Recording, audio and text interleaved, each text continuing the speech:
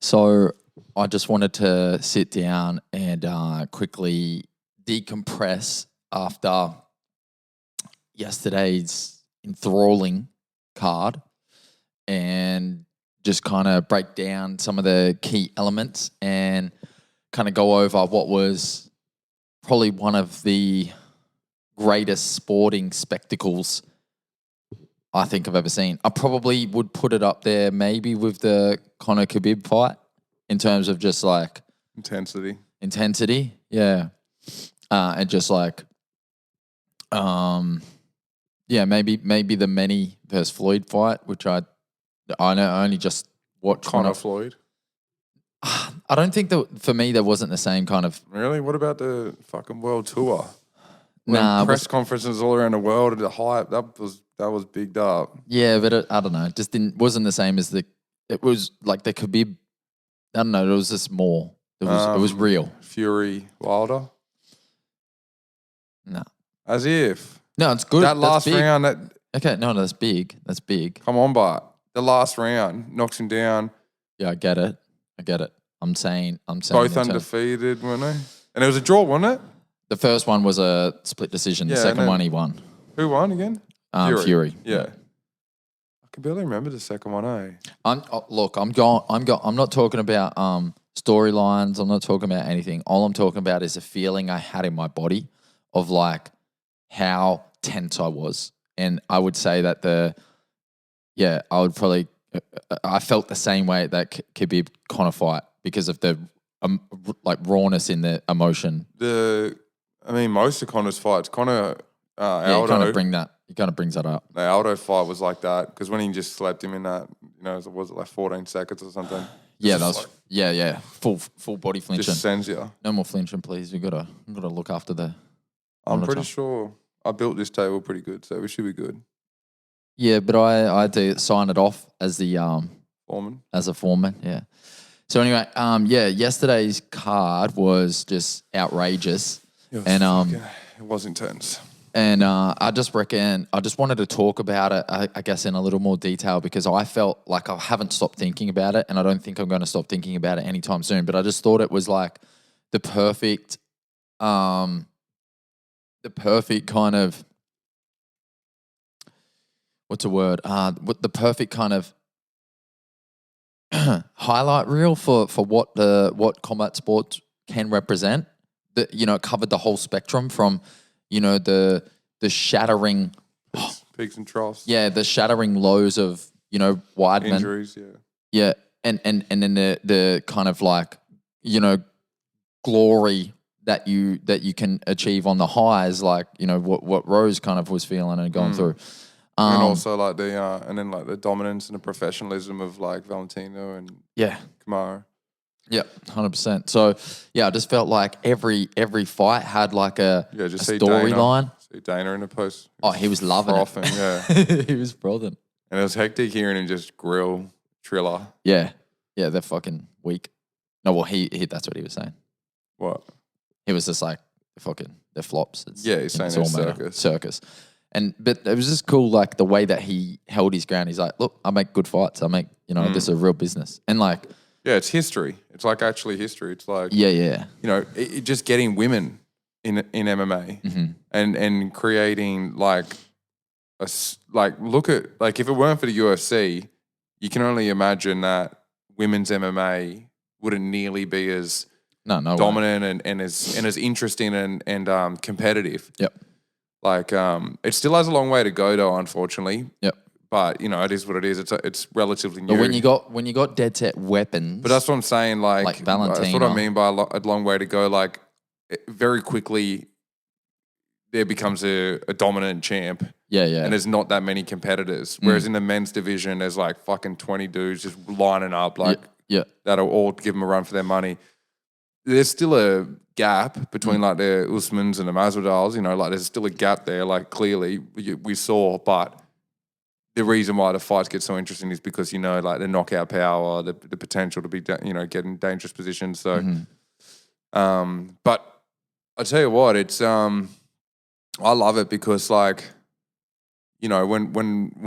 I first started getting into UFC or MMA and then UFC obviously, and then first watching women's fight, it was rare that I'd get interested for a women's fight. It just they just don't have the same violence often, the same like knockouts and shit like that. So it was a little bit harder to get into it. And you know, then you got your Rondas and Holly Holmes, and like slowly people coming, and now it's just like so dope, man. Yeah, like, it's I'm almost a huge fan of like you're all almost the chicks as excited. Yeah, and they go so hard. Yeah, and they all got their own like story. They all got their own background. Like all 4 of the women that fought yesterday had, I think there was 4 different nationalities. 4 different nationalities represent. Oi, no, but you're almost right. 4 different nationalities represented. Yeah. And 4 different kind of styles, and like it was just it had everything. Yeah, I would have really liked to see Rose Weili go for longer. A little bit longer, yeah. Both of them, they're just like full rounded martial artists. Yeah. They would have like just had they would have been better than Joanna won. Yeah, like, you could see straight away the angles and the movement with Rose, and then Weili kind of just like walking it down. Yeah, just they were ready to heavy dance. combos. Yeah, it would have been. It was going to be a hectic fight, but fuck, still pretty gnarly. Yeah, it's like so big to do that. I think that when you know the context of fights, it's just so much more, I don't know, interesting to understand. Like when you understand, like with Uriah Hall and Weidman, understanding their history a little bit and the context behind that, and for it to happen, it's just like fuck. Yeah, just makes it all that bit sweeter and like juicy. Yeah. So let's briefly run through them from start to finish, just on the main card. Yeah. Anthony Smith versus Jimmy Crute. Looked pretty tight. It was basically the jab versus the leg kick. Yeah, Jimmy pretty Crute's much. Leg kick versus and Anthony Smith said after it, he's like, if he landed some of them a little bit better, kicks, a little bit lower, I think. He was just going a bit too high. A bit more accuracy. Yeah. Well, he just wasn't hitting the sweet spot. Yeah. So it would have been a different story. He was definitely feeling him though. Yeah, but again, that would have been because Jimmy Crute's the sort of dude who's just got mongrel in him. So it would have been hectic to see him going into deep water and have to like figure out a way around a jab, but unfortunately the knee went. Yeah. Dana reckons it was it was small, yeah. Yeah, his knee. I don't know. He's walking on. I mean, who knows? Yeah. It looked pretty fucking messed up, whatever it was. Yeah. But it wasn't like, because the way his like foot was given out, that's why to me it looks more like nerve, like his foot just going limp. Right.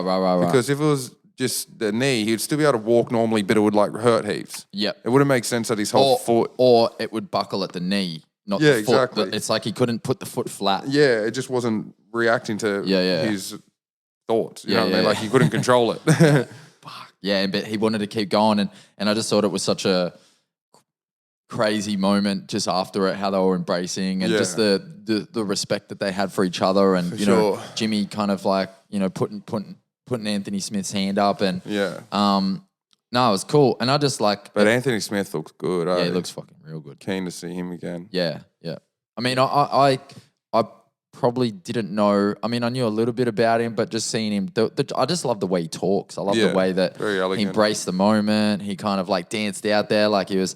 Just having a good time. Relaxed. You can see some people like putting on a show to be relaxed, like trying to act like they're chill. Yeah. And then you see people like him who are just like, you couldn't care less. Yeah, he was so in the moment. Like Connor's pretty good at that. He just walks out and he's just like, this is it. This is me. This is me. This is my time. Yeah, I built this. I did this. Yeah.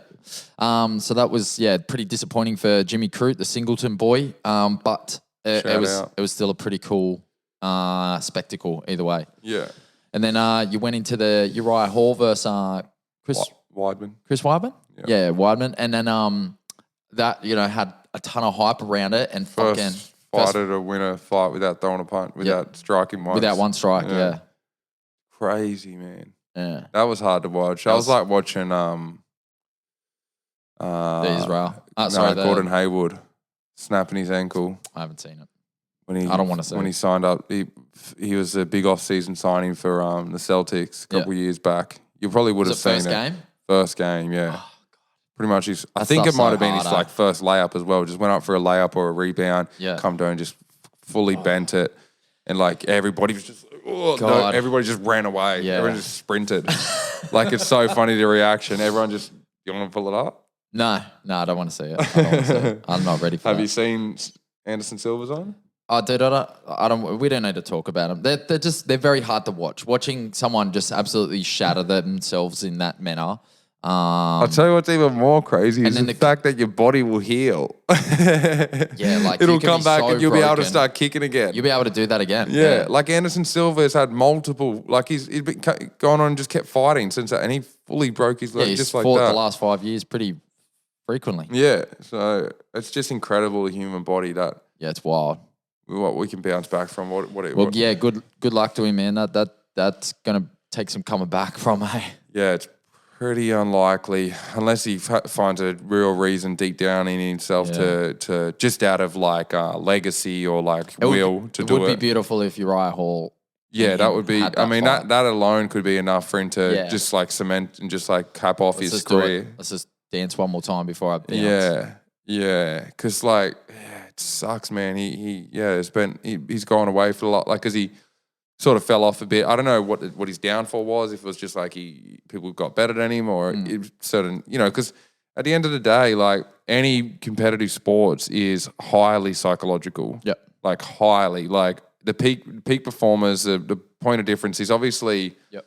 There's obviously the performing and the training, but the mindset is what it all comes down to. Yep. So.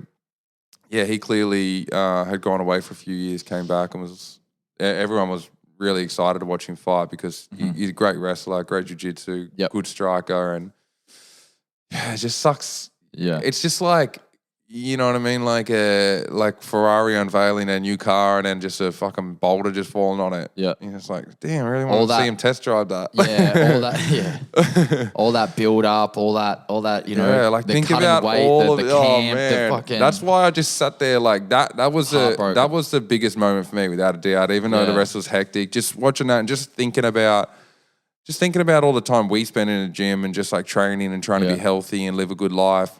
Like and multiply that by 20. Yeah, exactly. And 20 times the amount of stress as well to get yourself right. And then just the first kick. First fucking kick. God, it was something. It's so sad. It's heavy, eh? And then now he's got to do all that. He's got to do the rehab just to get back to baseline and then train another whole camp just to then fight again. Like, it's just such a big ask.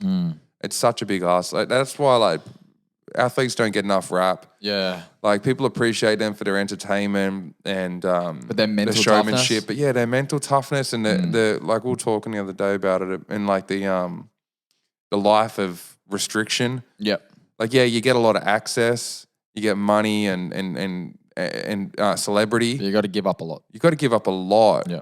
And the ones that the best pretty much give up everything. Yep. Like if you want to be the best, like, there's comes a time when you can have it back or when you can enjoy it. But yeah, not for a long time. Yeah, exactly. So that's that one. Then we had Valentina Shevchenko versus Jessia Andrade. Yeah, who just looked absolutely freakish. Andrade wasn't even there. No, who was it? I don't know where. I saw some video. Someone was talking about Valentina, just like how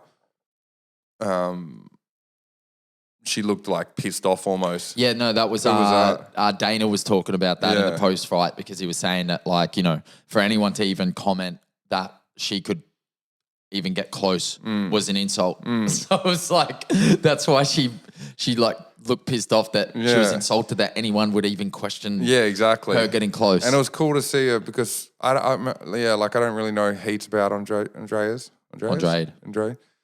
But I'm pretty sure it was the clench and the wrestling that was the most threatening part of her game. Yeah. Yeah. And to come out and do like that, when a fighter does that, beats them with their best tool. Yeah. That's like something the Kamaru else. Masvidal, exactly. Like that's everyone, even, we'll get to that in a sec. It's so impressive to use their best tool against them. It's like a bit of a fuck you. Oh, it's the biggest fuck you. Yeah. You couldn't be any more. It's fuck you to everyone. Yeah. Everyone exactly. Who commentated, everyone who made their assessments. Yeah, because every single commentator after it has to admit. Put me in a box. Has to admit, like, well, fuck, she actually beat her with the thing that we didn't think she was going to beat her with. Yeah. And we got to cop that L. Yeah. So it's if there's one way to silence your haters, it's doing it like with what they don't expect of you, Yeah. And she did that. Dominant as fuck. So dominant. She looked so much better. Yeah. It's crazy. So interested to see who she fights next. Yep. And then we went to Rose versus Weili, and yeah, man, I honestly I thought that Weili was going to win it. Yeah, same. I thought that her power and just like her mindset, tenacity, just would be I would just overpower Rose. Like I thought it would be closely contested for a couple of rounds, but I thought Weili would kind of like power home and just be like too strong in the end. The crazy thing is that like with a fight like that, especially, I mean, like the one before it, it's like pretty rare that it's going any other way after watching a performance. Right. But the Weili Rose fight, you definitely could imagine could have gone anyway. Yeah. Like it's not you can't say luck. Yep. But that was just the outcome on the day, you know. But it easily could have went 5 rounds and both of them left looking like they've been trampled by rhinoceros or something. Yeah. Like they could have just beat the shit out of one another. Could have been an absolute war. Yeah. So and they almost definitely will rematch. So that'll be good because that's what Dana said. Yeah, it sucks, man. Imagine the pressure. Yeah, imagine the stress of that, man. Yeah. That's why if Conor comes out and beats Poirier, it's dope. It's pretty impressive. Because he did the same thing with Nate. Yeah. You know, like, it's one thing to lose. It's all about how you take it and what you do next. You know? So if you can, you know. But have they already announced that rematch? Yeah, it's in July, remember? I can't remember. Connor. Yeah. Connor and remember Dustin. how they like they've been called beefing. Off, yeah. And then but it's like back on. Yeah, right. It's like July, I think. But just that, man, how impressive was that kick? Just the way she fucking flicked it up over the hands, like, you know, kind of faked it. It just shuffled forward on that front foot, shaped to go inside, flicked it up over the hands, boink, straight on the fucking button, and then Weili folded up. Yeah. Like, dude, I think that was, for me, that was probably that single moment where I saw her body fold in half. Yeah, it was like, oh. That was the biggest, like, because because when you see someone you weren't expecting that. No, you weren't. But when you especially see someone, at that point. when you see someone do that, like that movement, that like complete, just like body limp. Yeah, that looks like someone just died. Yeah, that looks like a heart attack or like something. Sure. So when I saw that, I was like, holy shit, she just fucking killed her. Crazy. And I just love how cute and like humble Rose is. Yeah, she's just such that pros fight was just like beautiful. So cute, man. Yeah. Very respectful, very just humble. Yeah, but speaking of sleeping people. Damn. Kamaru. Yeah, Kamaru. There's Jorge. Big, yeah. Fuck, he just couldn't have timed that straight, right? Any better. No, so good. And that was like, and you know, what we were saying before about the whole Valentina thing, that's what like everybody was saying, you know, he's going to do the foot stomping and whatever. Yeah, and he didn't mind people saying that because he just cares about winning. But even like I saw a pre-fight or a post-fight, no, it would have been a pre-fight conversation with Colby and some guy was, and Colby was like, you know, it's called the Ultimate Fighting Championship, not the Ultimate Footsies Championship. Oh and just God. He's like, you know, he's going to stomp on his feet and he'll get the win and he'll just wrestle. I'll give it to him. He's a good speaker, Kobe. He comes up with some good shit. Yeah, he's got some funny shit. He must practice that shit. Yeah, has to. Even though some of it's cheesy, it's like really smooth. Yeah, but he says enough to for enough to hit. Yeah. You know, if you say 100 cheesy things. And he's got something ready for anyone. Whenever they ask something, he's just straight up bang and like. Yeah, you respect that, especially considering he backs it up. Yeah, but he said some like pretty dodgy shit about Masvidal's wife and stuff. Yeah. Oh right, he goes all the way. He's gonna, something's gonna happen there. Yeah, he'll. What was Dane saying that Masvidal will fight the loser of Leon Edwards and Nate Diaz? I don't know if Nick. Or Nate. Oh, right. I didn't hear him say that. And then the winner will probably get the next title shot. Right. After Colby. Right. Okay. Or maybe Colby. I thought, after Colby. Yeah. Is that what you mean? Okay, yeah. Unless something happens in it. Because, like, really, Kamaru was saying since their loss, like, because Colby's been sitting out waiting for the rematch. Yeah. And he said, like, well, you haven't done anything, so you don't really show me something. Yeah. So I love how he says that, you know, show me something. Yeah, which is so fair. Yeah. But then again, he's now his new prerogative is lapping everyone. So he's okay with giving him another you shot. can sit there. I'll just slap you. Yeah. No, like fighting him again, like because no, that's what I mean. Like you don't have to like try to fight anyone else. I'll just slap you. Yeah. And then we know it's definitely done. You got nothing to say. Yeah, you can shut the fuck up. But it was this massive win. Props to Masvidal taking a loss like a champ. Yeah, he did. They both handled it really well. And that's the thing I loved about this event was that Except Weili. It had. Well, yeah, I mean, yeah. She was just so not ready for defeat. She wasn't ready. No. She was not ready to lose. And that was interesting to see how like dead set she was on. And she forgot, like she did get kicked in the head and like obviously highly concussed. So the frustration is also, your mind being razzled. Yeah. So it's like as much as maybe we're speaking to, her being a little bit bitter about losing, maybe she also was like, what the fuck just happened? No, I don't think she was bitter. I just don't think she could believe what just happened. But she was bitter because she said the stoppage was early. She thought that was a slightly early stoppage. Yeah. But that's what I'm saying. She was knocked out. She didn't know. Yeah. But then, she, after the, in the conference, interview, Post-fight. Yeah, she was like, I was still awake.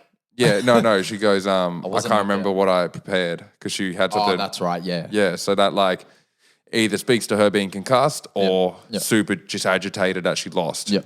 So, because maybe she didn't prepare for a losing speech. Yeah. So. Only had a winning speech up her sleeve. Yeah, and it's such an interesting aspect of fighting and like, sports in general. Just like how much do you pay attention to the loss? Yeah. Like how you obviously need to be aware of it, but how much energy do you give it? I don't know. Yeah, because like you don't want to, there's a level of like, what is it called? Where you visualizing. Yeah, but manifestation. Yeah, there's a level of like manifestation where it's like, I want to materialize this future by wholly believing in it, but also, I would say that good sports psychology probably lends to, understanding that you're not guaranteed to win everything. Yeah, exactly. So it's like, it's very, very difficult to know what amount of, potential not having victory is you're gonna let in. Yeah. Seems like she didn't let any in. Yeah, I know. And you see, it happens a lot. And I think that can actually like backfire though. Yeah, definitely. There's definitely moments where you're like, if you come in too overconfident and you don't respect your opponent enough, I guess. That's where it can lead to. That's what that was Masvidal. He did the same thing. He was not ready to lose. Especially not with the straight right. No, for sure. He was too ready to get taken to the ground. Yeah, he wasn't get ready wrestled, for the straight right. But that's why the right was there, because he's constantly conscious of the threat of being taken down. So he's like looking for that. He's keeping his distance and boom, just times it right. But I just think that he over estimated he overanalyzed rather the first fight in terms of I only had 6 days. Well, what happens if I have a full training camp? I went 5 rounds with him. What happens? It's like, I said that to you. I was like, I don't think that's going to make that much of a difference. Like, and especially the more he buys into that, like you got to just like take it as a new fight, fresh, like be aware of his threats. Yeah. Because he's, as you said, I think, Jorge had the full camp, but so did Usman. Yeah, exactly. And Usman has had all this time to improve and just kind of sharpen his tools as he talked about. So yeah, it wasn't just a one-way traffic kind of scenario. No, not at all. But yeah, it was fucking crazy fights, crazy card, crazy spectacle, and a great advertisement for combat sport and entertainment in general, I would say. So yeah, the entertainment value of sport is just so much better than like just watching a movie or a series or something, like it's just so rich and it's real life. That's why I just can't get enough. Like when you think about their mindsets, you think about the training, you watch like pre and post sort of interviews and you understand where people are at. And then it's performing, you know what I mean, at a high stage, and to see people just like slug it out and give it their all, it's always admirable. And it can just like, even at every NRL game, it's like dudes out there training their asses off all week, their whole life, dedicating to it, just to show up on the field and like put a win on the, you know what I mean? And it's just, and some of the desperation or just the moments that come from that Yep. aren't repeatable. You can't repeat them moments. No, they're just so special, and it's life. Hats off to them. Hats off to all our sports people, all Shout our out. athletes.